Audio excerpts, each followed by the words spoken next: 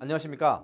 경찰인재개발원 교통안전센터 조성현입니다. 이번 시간엔 새롭게 바뀐 도로교통법 내용에 대해서 중요한 것 몇 가지를 살짝 짚고 넘어가는 시간을 가지도록 하겠습니다. 첫째, 어린이 보호구역입니다. 한 번쯤 들어보았을 법합니다.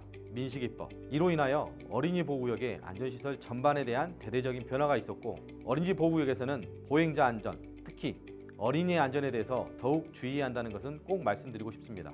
첫째, 장소에 따라 조금 다르긴 하지만 대체적으로 최고 속도가 시속 30km로 제한된 곳이 많습니다. 당연히 운전하시는 분들에게는 불편함을 느낄 수 있는 느린 속도지만 안전을 위해 최고 속도를 과감히 제한하고, 이에 더해 신호위반과 과속을 동시에 단속하는 카메라가 대부분의 어린이 보호구역에는 설치되어 있습니다.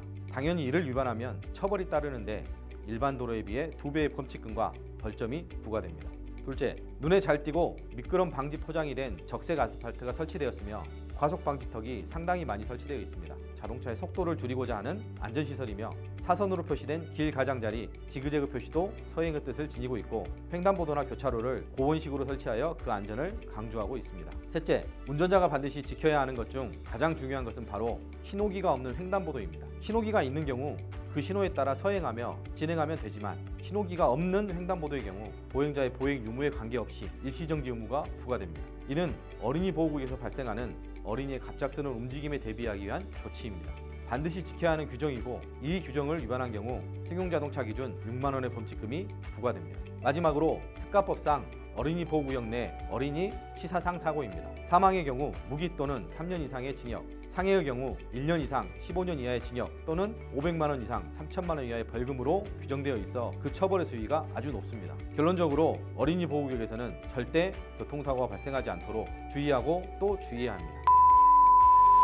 가장 궁금해할 우회전에 대해 정리해보고자 합니다. 전방에 차량 신호가 적색이면 어떻게 해야 할까요? 적색 신호의 뜻은 차만은 정지선, 횡단보도, 교차로의 직전에 정지해야 합니다. 우회전하려는 경우 정지한 후 신호에 따른 다른 차마의 교통을 방해하지 않고 우회전할 수 있다. 그리고 우회전 3색등이 설치된 경우에는 우회전할 수 없다. 이렇게 세 가지를 규정하고 있습니다. 그렇다면 우회전은 언제 하는 것일까요? 횡단보도 보행신호가 켜 있으면 멈춰 있어야죠. 왜? 보행자 신호이기 때문이죠. 보행자가 없다면 잘 확인하고 우회전하시면 됩니다. 정리해보면 이렇습니다. 전방 차량 신호가 적색이면 무조건 일단 멈춥니다. 보행자의 안전을 확인하고 우회전한다. 이후 우회전을 하는 경우 재차 횡단보도가 나타나죠. 이 경우는 어떻게 해야 할까요? 첫째, 다른 차마에 방해가 되지 않는다면 그대로 진행하시면 됩니다. 둘째, 보행자 신호가 켜 있는 경우라면 보행자가 있는지 잘 살피고 횡단보도를 건너는 사람이 있거나 건너려고 하는 사람이 있다면 멈춘 후 보행자의 안전에 영향이 없다면 진행하면 되는 것이죠.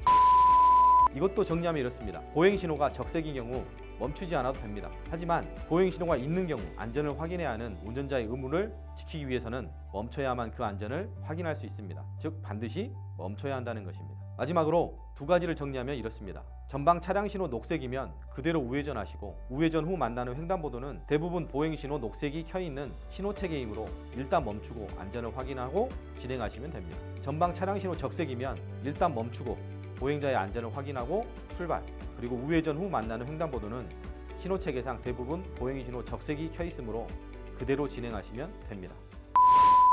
셋째, 보행자의 안전이 우선인 곳을 간단히 살펴보겠습니다. 과거 우리는 안전보다 소통이 우선시되는 정책을 펼쳐왔고, 그 시기가 지나며 이제는 안전이 우선시되는 사회로 진입했다고 볼 수 있습니다. 이 결과로 도로의 다양한 상황에서 운전자가 지켜야 하는 것을 잘 알고 있지만 새롭게 추가되는 것은 다음 세 가지입니다. 첫째, 보도와 차도가 구분되지 아니한 도로 중 중앙선이 없는 도로.